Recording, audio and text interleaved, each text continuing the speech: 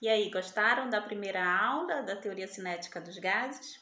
Agora a gente vai para a segunda aula, tá bom? Que eu chamei de aula 7, né? Porque a anterior foi a aula 6. Então agora é a vez da gente discutir outros conceitos, né? Que não foram colocados na primeira aula. Por exemplo, um conceito muito importante para a gente verificar nessa aula é a questão do trabalho realizado por um gás, ou realizado pelo gás, ou realizado sobre o gás, né? Na Física 1 a gente já estudou esse conceito de trabalho, lembram? O trabalho é igual à integral, né, de F escalar dr, é o produto escalar entre a força e o deslocamento, certo? Então agora a gente vai ver como que essa definição de trabalho, né, ela se enquadra nesse perfil da termodinâmica, tá, do estudo dos gases. A gente vai estudar também sobre a energia cinética, como que a energia cinética vai mudar com a temperatura, certo? A energia cinética das moléculas. Vai surgir um novo conceito interessante, que é o conceito da velocidade média quadrática, tá? Então, como eu falei na primeira aula, né, é difícil a gente prever a velocidade de uma única molécula. Então, assim, a gente tem uma média delas e cada gás tem uma média dessas velocidades. Então, a gente recorre lá à mecânica estatística para definir o conceito de velocidade média quadrática, tá bom? Então, vamos lá? Então, quais são os objetivos da aula hoje? Olhem aqui, identificar como se calcula o trabalho realizado ou sofrido por um gás, certo? Compreender o teorema da equipartição da energia, muito importante esse teorema, tá? Compreender os movimentos das partículas de um gás e como se calcula a velocidade média quadrática e analisar a energia cinética do gás e sua dependência com a temperatura. Então, vamos lá. Então, vamos falar primeiramente de trabalho realizado por um gás ideal, ok? Então, vamos considerar aqui um gás, né, que está com um volume V1, vocês veem aí uma determinada quantidade de moléculas, certo?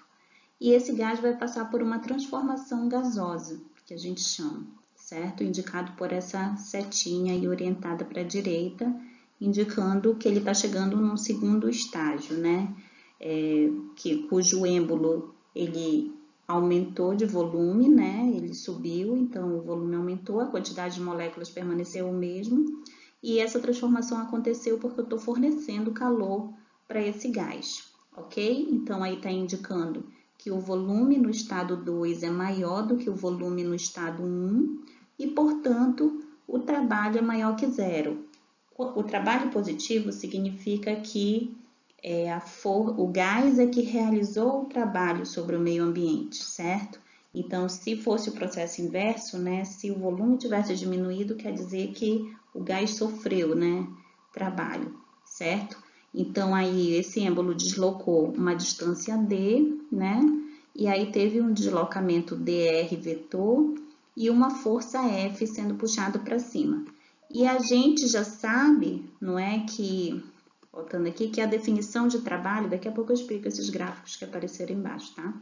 Da definição de trabalho, o trabalho é uma grandeza escalar, e ela é dada por integral de F escalar dr, né? Onde F é a força e dr é o deslocamento. Então, como eu posso escrever isso para o gás? Né? A força, a gente já viu que daquela relação com aquelas restrições, né, da força ser na mesma direção de deslocamento e ter ela igualmente distribuída em todos os pontos da área, que a gente está considerando esse caso particular aqui, então a relação pressão igual a força sobre área é verdadeira. Então, isolando a força, fica a pressão vezes a área. Então, a gente substitui aqui, no lugar da pressão, da força, pressão vezes área, vezes o dr. Por que eu tirei já os vetores daí? Porque como a força está na mesma direção do deslocamento, e o produto escalar é o produto de F vezes o produto de dr vezes o cosseno do ângulo entre F e dr, e o ângulo aí entre eles é zero, né? Que eles estão na mesma direção e no mesmo sentido, esses vetores. Portanto, né, se o ângulo é zero, então ficaria cosseno de 0, 1. E aí ficaria módulo de F, módulo de dr vezes 1. Né? Por isso que acabou saindo o vetor aqui.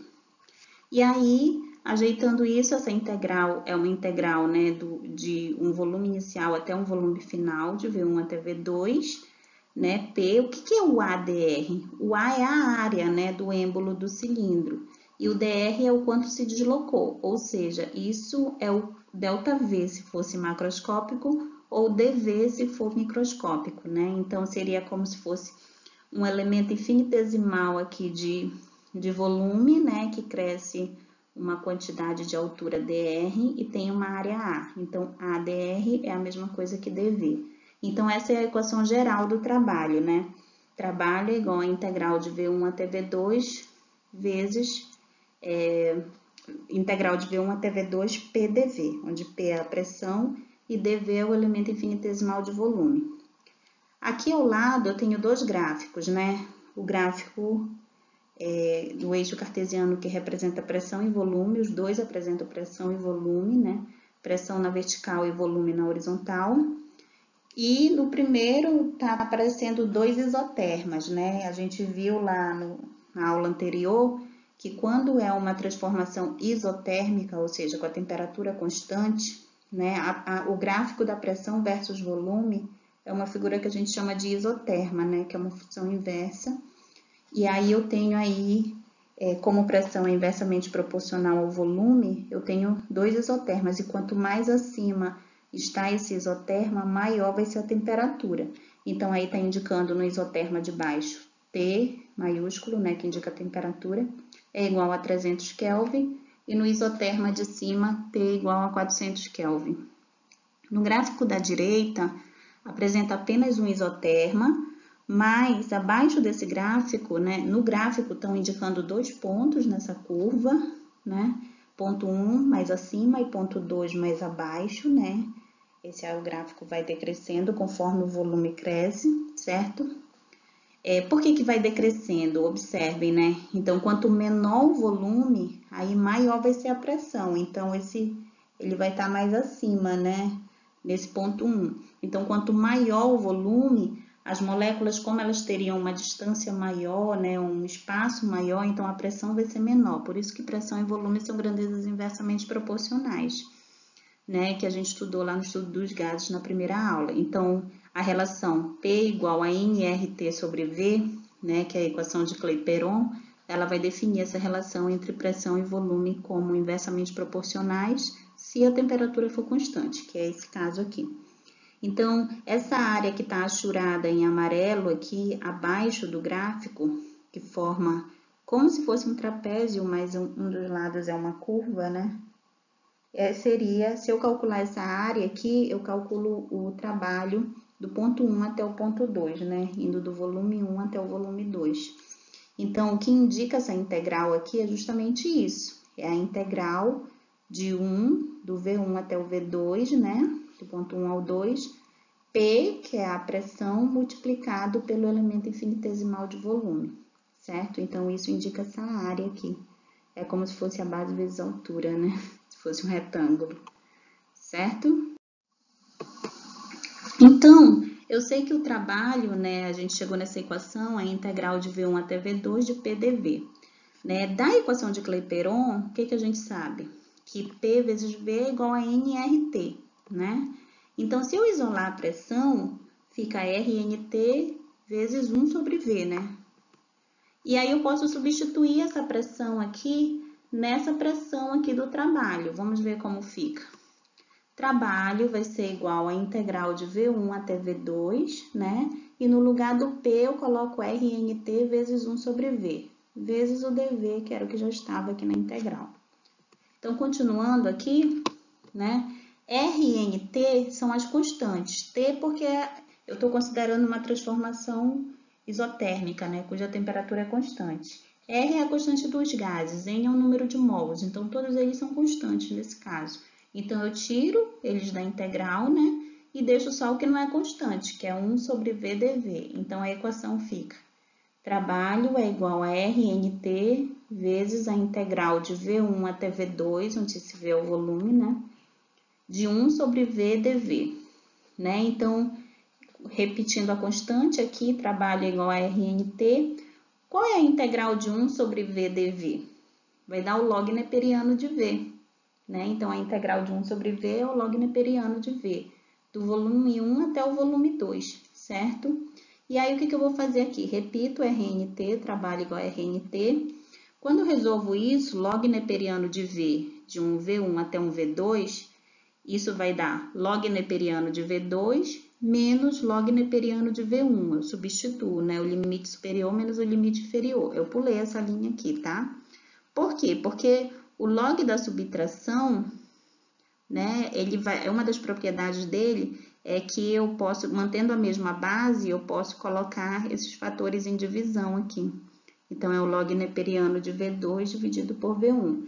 Então, fica o trabalho é igual a RNT vezes log neperiano de V2 sobre V1, certo? Onde V2 sobre V1 seria o log que eu vou tirar, né?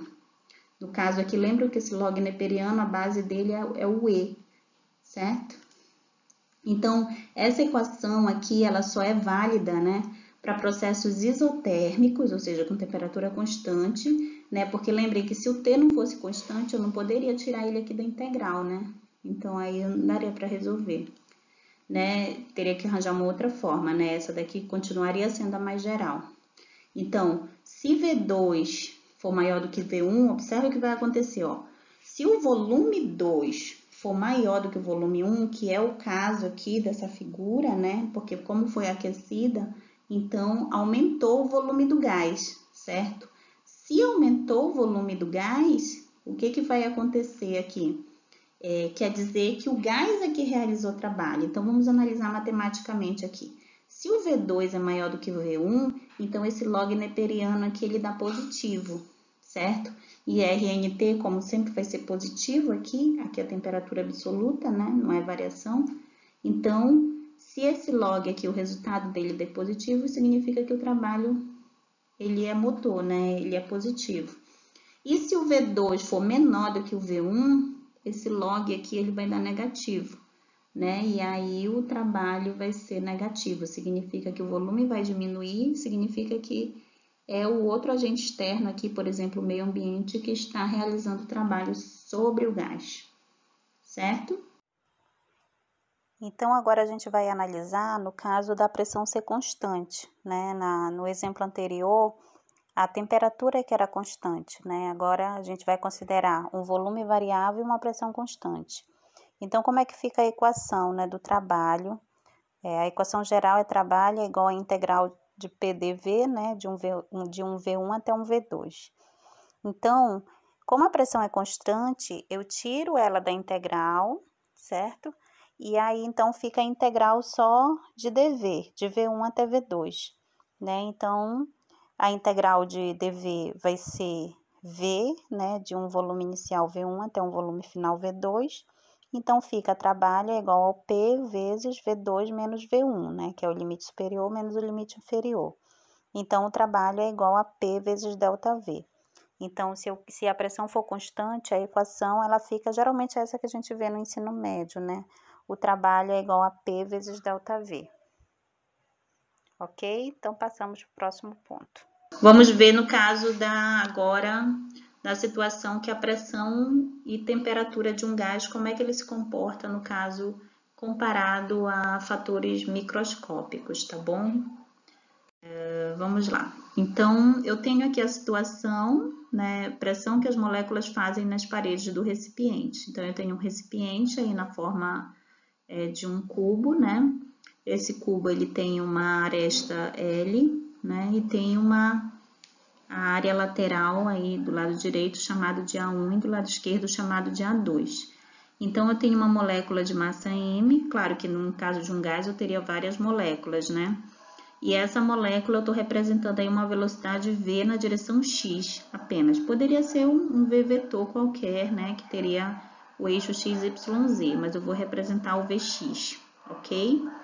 Então, resolvemos do ponto de vista macroscópico, né? Porque como a gente quer a pressão e a pressão ela é uma grandeza macroscópica, então eu vou analisar aqui que a pressão é igual a força sobre área, ok? A área nessa lateral aí onde a partícula vai bater, ela é dada por L quadrado, né? Porque como a aresta é L, né? E a área ali é L vezes L, então vai dar L quadrado. Então, a pressão vai ser igual a força F dividido por L quadrado. Essa força é a força que a parede vai fazer na partícula, né? E aí vai ter uma ação e reação, certo? E aí a gente pega lá aquele teorema do impulso que a gente viu na física 1. O impulso, ele é aquela grandeza vetorial que depende da variação do momento linear, né? Então, essa equação significa que o impulso é igual à variação do momento linear. Ou seja, numa colisão, né, se a partícula ela bate na parede do recipiente, então o que vai acontecer? Ela vai variar o momento linear dela, certo? Então, vamos ver como a gente pode escrever. O impulso, a definição que a gente viu na física 1 é a integral de F dt, né?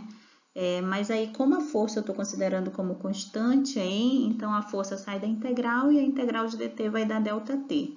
Então, eu posso representar essa força como Fx ΔT, certo? O que é a variação do momento linear? É o momento linear final menos o momento linear inicial. Então, fica massa vezes a velocidade final x ao quadrado menos massa vezes a velocidade x inicial. Ou, perdão, ao quadrado não. Ao quadrado é a energia cinética, né? O P, ele é o m vezes o v, né? Então, é o mv final e menos o mv inicial. Todos na direção x, porque eu só tenho a componente x da velocidade. Ok? Então, escrevendo aqui fx vezes ΔT é igual, eu posso colocar o m em evidência aqui, que é a massa da partícula, certo? Então, colocando o m em evidência, aqui é uma coisa importante para a gente atentar. Como a gente está estudando os gases perfeitos, uma das características dos gases perfeitos é que a colisão das partículas na parede é considerada elástica, ou seja, ele não perde energia cinética. Então, uma vez que ela bate na parede, a velocidade que ela vai retornar vai ser a mesma velocidade em módulo, né, de que ela incidiu na parede. Então, eu posso dizer que o Vx final tem a mesma intensidade do Vx inicial. Então, eu posso simplesmente chamar de Vx com sentido contrário, com sinal contrário. Então, o Vx final vai ser o menos Vx, que vai estar em sentido contrário, menos Vx, menos o Vx inicial, que é o próprio Vx. Né? Então, isso é porque a colisão é elástica. Então, isolando o Fx aqui, dividindo os dois lados por ΔT, né, que sobra Fx, e desse outro lado, menos Vx com menos Vx dá menos 2Vx vezes o m, dividido por ΔT, né? Aqui acabou repetindo a equação, tá? Então, o que é esse menos que surge aqui? Como eu estou analisando a força, né, toda força de ação, como eu falei, né, tem uma força de reação, né, em sentido contrário. Então, o que vai mudar é o sinal. Então, se essa força aí é negativa, é a força que a parede está aplicando na partícula. Então, a força que a partícula aplica na parede, né, ela tem a mesma intensidade, porém em sentido contrário. Então, em vez de menos, eu posso representar como mais. Então, essa equação aqui, eu vou representar ela tirando esse menos, colocando mais aqui, certo? E substituindo o Fx, o F, isolando o F nessa equação pressão igual a força sobre área, isolando o F fica P vezes A, onde o A é L quadrado. Então, P vezes L quadrado no lugar do Fx é igual a positivo, né, 2m Vx sobre ΔT. Mas o que é esse ΔT? O ΔT é o intervalo entre duas colisões sucessivas. Então, por exemplo, a partícula ela bate na área A1, né? E aí ela volta. Depois ela vai bater na A2, depois ela vai voltar de novo para A1. Então, a distância que ela percorre entre duas colisões sucessivas vai ser 2Ls, né? Porque ela vai bater a primeira vez, vai ir até A2, depois vai voltar. Então, ela vai andar 2Ls até bater novamente na mesma área. 2L, né? E com a velocidade Vx. Então, o ΔT, que é o intervalo de tempo entre duas colisões sucessivas, vai ser 2L sobre Vx, porque o tempo é o deslocamento dividido pela velocidade, né? Então, o que eu fiz aqui foi só colocar no lugar do ΔT 2L sobre Vx e dividir tudo por L quadrado para deixar o P sozinho aqui do outro lado. Então, ficou P é igual a 2mVx dividido por L quadrado vezes o que era o ΔT, né? 2L sobre Vx, certo? Então, ajeitando essa equação aí, aqui embaixo, L ao quadrado vezes L dá L ao cubo, né? O 2m, o 2 corta com 2 aqui de baixo, e Vx vezes Vx dá Vx ao quadrado. Então, como é que fica a pressão de uma partícula, porque é importante dizer uma molécula, né? No caso dessas colisões que ela está fazendo dentro de um recipiente, né? Uma partícula de um gás, uma molécula. Então, fica assim, P igual, pressão é igual a massa da partícula vezes a velocidade dela na direção x elevado ao quadrado dividido por L ao cubo, onde L é a aresta do cubo, certo? E aí, então, só que já que aquilo é para uma molécula, como é que fica para um conjunto de moléculas? Então, para um conjunto de moléculas, eu teria que somar, né, para cada molécula. Então, o que vai mudar aí, no caso, vai ser a velocidade de cada molécula, porque como é uma molécula de um único gás, então as moléculas vão ter a mesma massa, certo? Então, eu vou somar a massa vezes a velocidade da molécula x1 ao quadrado dividido por L ao cubo, mais a massa vezes a velocidade da molécula x2 na direção x ao quadrado e assim sucessivamente até a enésima partícula. Isso eu posso representar matematicamente da seguinte forma, colocando m sobre L ao cubo em evidência e somando apenas os quadrados das velocidades delas, certo? Então, eu uso um somatório da primeira até a enésima partícula, né, de Vxi ao quadrado, ok? E o que é o teorema da equipartição da energia? Agora, a gente vai precisar desse conceito para poder prosseguir, tá bom? Diz o seguinte, toda molécula tem um certo grau F de liberdade, que são formas independentes pelas quais as moléculas podem armazenar energia.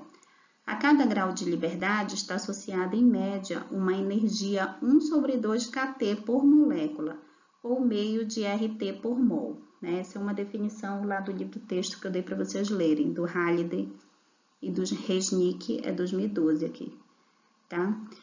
Na página 234. O que quer dizer o teorema da equipartição da energia, né, enunciado pelo Maxwell? Quer dizer o seguinte, que uma molécula, pensem numa molécula monoatômica. Uma molécula monoatômica, ela pode se deslocar na direção x, na direção y ou na direção z, certo? Então, aí ela já teria 3 graus de liberdade, certo? E aí, lembra que esse K que aparece aqui é aquela constante que eu falei nas aulas anteriores para vocês, né? Que a gente vai voltar a falar dela daqui a pouquinho de novo. Né? O R é a constante dos gases, né? E o K, eu esqueci o nome dele, vai aparecer daqui a pouquinho aqui, tá bom? Mas esse grau de liberdade, ele vai definir quais os tipos de movimento que a molécula é capaz de fazer, entendeu? E aí a gente vai ver que ela vai depender dessas constantes que a gente já viu. Então, vamos lá. Cada molécula, né, ela vai ter, para cada grau de liberdade, ela vai ter uma energia meio de kT. E a gente vai ver daqui a pouco de onde sai isso, tá? Então, meio de kT. Então, como ela tem 3 graus de liberdade, né? Então, vai ser 3 vezes meio de kT por molécula, tá?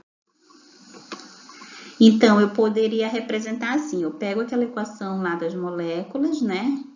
E aí, olha só, já que eu quero a somatória das velocidades das partículas, né?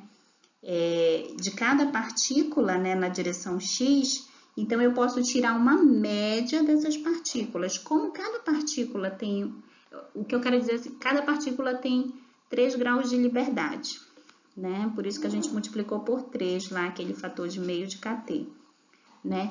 E aí o que vai acontecer aqui?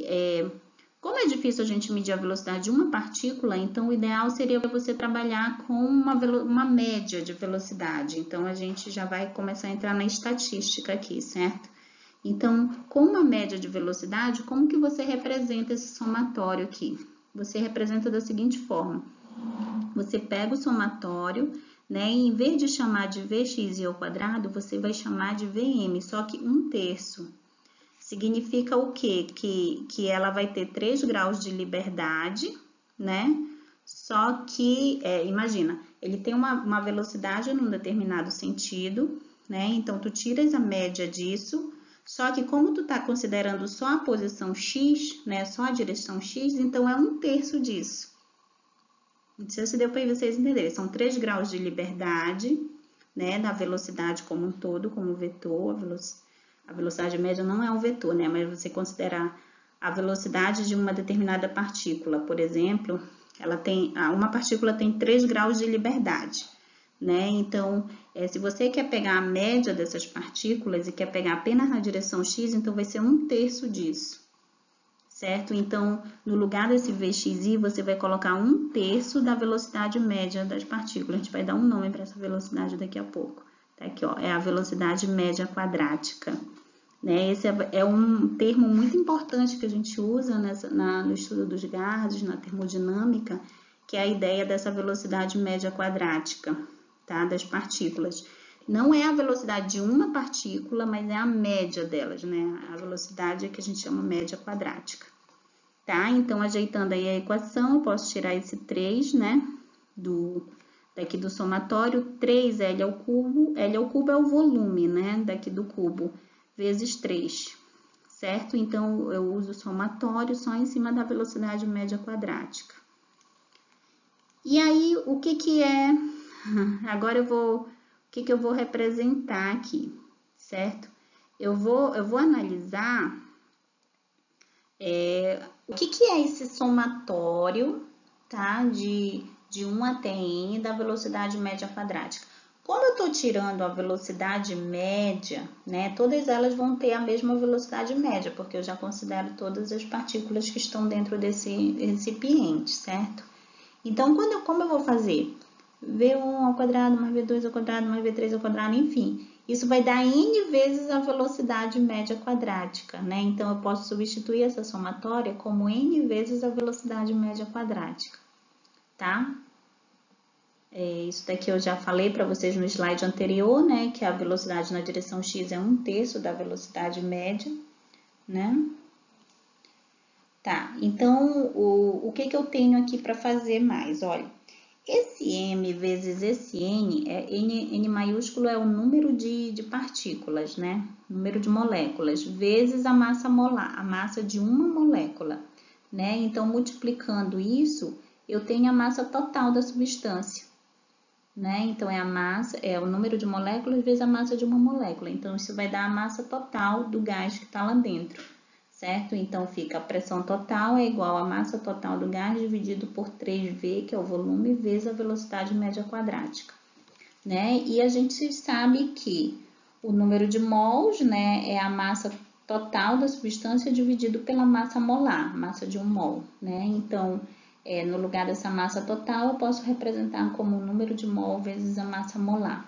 Então, quando eu substituo aqui nessa pressão, fica no lugar da massa total, número de mols vezes a massa molar, dividido por 3 vezes o volume, né? Vezes a velocidade média quadrática, que para não carregar esse m aqui, a gente vai começar a colocar um tracinho em cima, tá bom?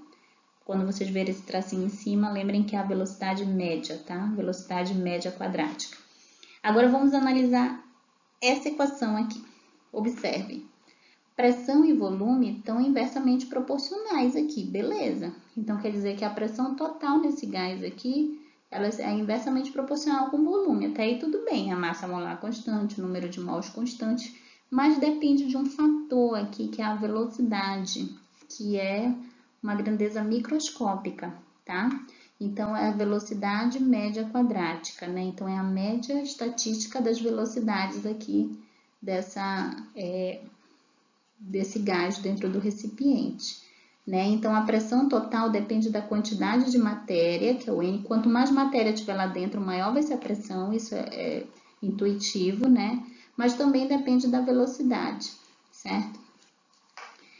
A pressão de um gás, que é uma grandeza microscópica, não, aqui é má, tá, gente? Não é mi, é macroscópica. depende da velocidade das moléculas que o compõem, que é uma grandeza microscópica, tá? Então, tem que consertar aqui a má. Tá? Então, esse VM aqui, alguns livros apresentam VRMS, tá? Então, que é a velocidade média quadrática, tá bom? Continuando aí, agora vamos ver como é que fica a temperatura do gás, tá? A gente viu como é que representa a pressão, né? Que a pressão, ela vai depender do número de mols, né? Da massa molar, da velocidade média quadrática e dividido pelo 3 vezes o volume, né? E agora a gente vai ver como que se comporta a temperatura e o estado de um gás. E para isso a gente vai recorrer à lei dos gases lá, que é o PV igual a RNT. Tá? Então, isolando a temperatura, fica PV dividido por RN. E aí a gente vai substituir, né, no lugar da temperatura, os valores que a gente já tem, no caso da pressão. Então, a pressão que a gente encontrou no slide anterior é o número de mols vezes a massa molar dividido por 3 vezes o volume vezes a velocidade média quadrática, tá? Ao quadrado aqui. Então, fica T igual a N vezes M dividido por 3V vezes V barrinha ao quadrado, onde esse V barrinha é a velocidade média quadrática, vezes o volume dividido por Rn, tá? Cancelando os N's aí, que é o número de mols, o V, o que sobra? Que a temperatura vai ser igual a massa molar vezes a velocidade média quadrática dividido por 3 R's, certo? Então, observe aqui, olha, enquanto a pressão dependia do número de mols, a temperatura não depende. Se vocês lembrarem lá daquela simulação do FET colorado, quando eu ia bombeando mais partículas para dentro do recipiente, não aumentava a temperatura. Exatamente por isso, porque a temperatura ela não vai depender do número de mols. Ela vai depender só, né, da velocidade das partículas, certo? Então, assim, quando eu aquecia o recipiente, aí aumentava a temperatura, porque quando eu aqueço, a agitação das moléculas aumenta, né? Então, a velocidade aumenta. Se a velocidade aumenta, aí vai aumentar a temperatura, certo? Então, a temperatura não depende da quantidade de matéria, apenas da velocidade das partículas, tá? E se eu isolar o V aqui, o V barrinha, né, que é a velocidade média quadrada, tirar a raiz dela, né? Então, fica T vezes 3R dividido pela massa molar. Então, V barra, que é a velocidade média quadrática, né, tirando a raiz dela, V barra é igual a raiz quadrada de 3RT sobre M, onde R é a constante dos gases, T é a temperatura e M é a massa molar. Ok? Então, aqui tem uma tabela, né, com algumas velocidades médias quadráticas, a temperatura ambiente em torno de 300 Kelvin, que seria ali em torno de 27 graus Celsius, né? Na aula passada eu falei das CNTPs para vocês, das condições normais de temperatura e pressão. Então, a temperatura de 27 graus Celsius é uma temperatura ambiente, mais ou menos 27 graus Celsius, né? Em média, né? No Brasil, por exemplo, ou no resto do mundo. Então, 300 Kelvin correspondem a CNTP. E aí, o gás hidrogênio, por exemplo, que tem massa molar 2,02 vezes 10 elevado a menos 3 kg por mol, tem uma velocidade média quadrática 1920 metros por segundo. Olha que velocidade enorme, assim, a média das partículas teriam. Claro que algumas são bem menores do que essa e outras são bem maiores, mas em média, o hidrogênio, cada molécula dele viaja a uma velocidade de 1920 metros por segundo, né? Então, é uma velocidade muito grande. Mas, e se vocês lembrarem do texto que eu dei para vocês lerem, do Tempestade numa Xícara de Chá, que ela fala que a gente vive num mundo caótico, onde as moléculas estão muito rápidas por aí, entendeu? É bem legal, e dá para você comparar com essa velocidade média quadrática aí. O hélio, por exemplo, que tem massa molar 4 vezes 10 a menos 3 kg por mol, ele tem velocidade, né, 1.370 metros por segundo. Cada molécula tem essa média de velocidade. E assim vai, olha, o mais baixo aqui é o dióxido de enxofre, SO2, que tem massa molar 64,1 vezes 10 a menos 3 kg por mol, que tem uma velocidade raiz da velocidade média quadrática 342 metros por segundo. Se vocês lembrarem, o ar, a velocidade do som no ar é 340 metros por segundo, né? Então, o som ele não pode ter uma velocidade maior do que as moléculas, do que a velocidade das moléculas, porque são as moléculas que carregam as ondas sonoras, né? Então, a velocidade do som naquele meio sempre vai ser menor do que a velocidade média das moléculas, tá? Isso é uma curiosidade, inclusive, que tá lá no livro-texto também de vocês, tá bom? Então, agora vamos falar um pouco sobre a energia cinética de translação, tá? Então, a energia cinética de translação, a gente já estudou, essa barrinha vai indicar a média, tá? A energia cinética média de translação vai ser igual a meio de mv². Se a energia cinética média, então vai ser a velocidade média, né, de translação. Isso das partículas do gás, né? Lembrem que a gente está analisando isso. Mas a gente já sabe que a velocidade média quadrática, né, ela é dada por essa equação, né?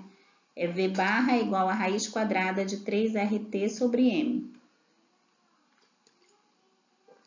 Aí, a gente sabe também que a massa da substância, a massa da molécula é dado pela massa molar dividido pelo número de Avogadro. Então, por exemplo, se eu tenho dentro daquele cubo ali uma determinada massa molar, uma determinada massa total, né, de gás, aí cada uma dessas moléculas de oxigênio ele tem um Mzinho, que é a massa de uma molécula. Isso vai ser igual a massa molar, que é a massa de 1 mol, dividido pelo número de Avogadro, que é aquele 6,02 vezes 10 elevado a 23. Né? Então, eu posso substituir, no lugar dessa massa aqui, que aparece aqui da energia cinética, né? Eu posso substituir massa molar dividido pelo número de Avogadro, certo? E no lugar da velocidade, eu coloco 3RT sobre M. Como está ao quadrado, e aqui é uma raiz, aí cancela a raiz com esse quadrado já, ok? Então, o que sobra? Que a energia cinética é igual a 3 meios, né? Porque cancela a massa molar aqui, de RT sobre NA. Esse R sobre NA é constante, né? Então, ou seja, a energia cinética vai depender só da temperatura, né? Então, fica esse R sobre NA, eu posso analisar a partir dessa constante aqui, que é a constante de Boltzmann, né? Então, a gente viu que a constante dos gases dividido pelo número de Avogadro, isso dá a constante de Boltzmann, que é representado por esse K. Então, a energia cinética média é igual a 3 meios de K vezes a temperatura, onde K é a constante de Boltzmann. A energia cinética média das moléculas depende apenas da temperatura, né? Isso é uma consequência muito interessante, né? Então, olha só.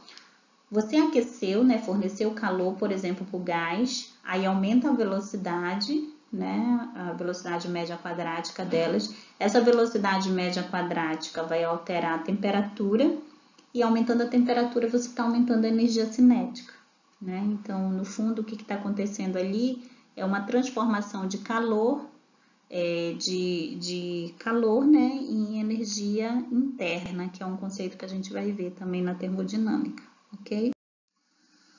E por fim, a gente vai ver o que é o livre caminho médio, né? O que vem ser o livre caminho médio? Ele vai ser a distância média percorrida pela molécula entre duas colisões sucessivas, né? Como esse valor é variável, nós trabalhamos estatisticamente criando a média.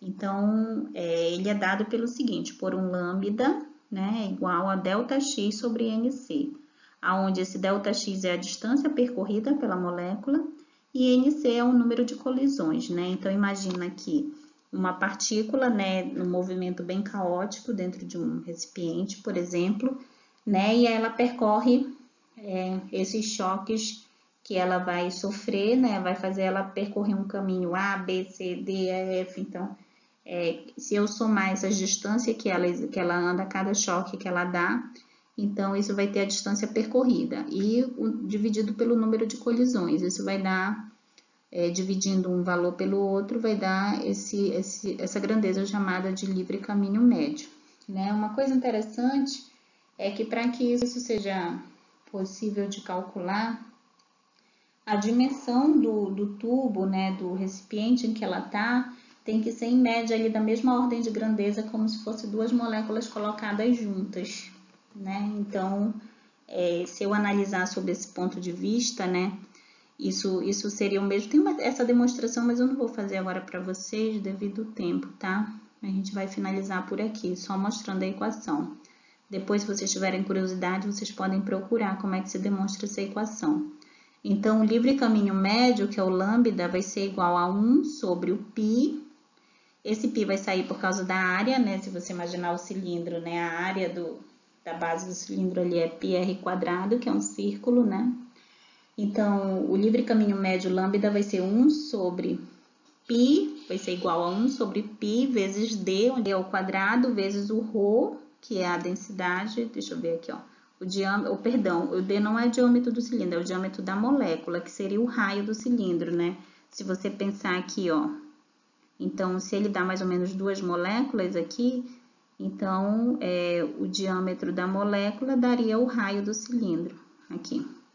Rho seria o número de moléculas por unidade de volume, que a gente chamou de Rho, porque é uma espécie de densidade, né? Número de moléculas por unidade de volume, N sobre V, vezes a raiz de 2. Tá? Então, isso é do jeito como a gente calcula o livre caminho médio. Ok? E aí vem o calor específico molar, que a gente já estudou em ocasiões anteriores, né? O que era, o Alexandre chegou a dar uma palhinha pra gente sobre isso. E aí, o que a gente viu? Que na calorimetria a gente poderia, né, calcular o calor específico como a quantidade de calor dividido pela massa vezes a variação de temperatura. Isso para os líquidos, né, para os sólidos. Mas para os gases, né, vai surgir uma diferença, porque ele se comporta de forma diferente se a temperatura for constante ou se o volume for constante. Então, nesse caso, como que ficariam as equações, né? Então, eu teria duas equações, né? Lembram que o calor específico molar a gente vai representar por um C maiúsculo, parecido com a capacidade térmica, mas a gente chama de calor específico, tá? Calor específico molar. Vai ser a quantidade de calor dividido, em vez da massa, eu vou usar o número de mols, porque agora o número de mols é que vai importar no caso dos gases, né? Então, eu vou ter uma equação para o calor específico molar, volume constante, e outra para pressão constante. Então, isso daqui seria a quantidade de calor a volume constante, e aqui a quantidade de calor a pressão constante, tá? Então, assim, o calor específico molar vai ser dado por quantidade de calor trocado dividido pelo número de mols vezes a variação de temperatura. Só que eu vou ter uma quantidade de calor no caso quando o volume for constante e outra quantidade de calor no caso quando a pressão for constante.